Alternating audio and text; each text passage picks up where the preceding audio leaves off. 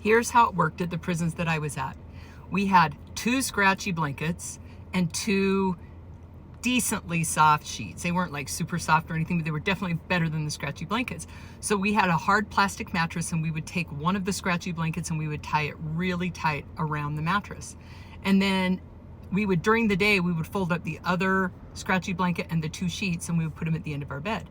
At night, I would take out one of the sheets and lay it on top of the scratchy blanket and sleep on top of that. Then I would put the other sheet on top of me and then the scratchy blanket over that. So I had a blanket over me. I just didn't want to be touched. I'm telling you, I don't know how they make such uncomfortable blankets. The prison probably have to put in for those. Like they're bad.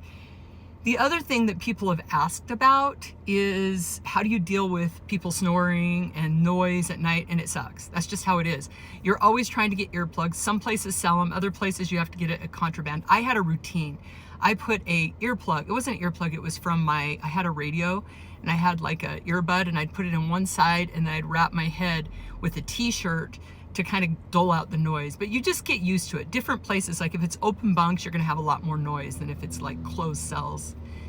There's all kinds of different ways that people do their beds depending on the prison that you're at. Like every week we would tear our bed apart and we would take our linens over to the general laundry, and they would give us a new set of blankets and sheets. That way you always have clean linens. Now, the prisons that I was at, I was really lucky because we had our own washers and dryers, and we always want to wash our own clothes. I heard they did away with that, and almost all prisons have general laundry now, which would suck. We wanted to wash our own clothes. It was a big deal. So those are some of the things that we learned in prison. It really depends on the prison you're at. That's how we did it at the prisons that I was at.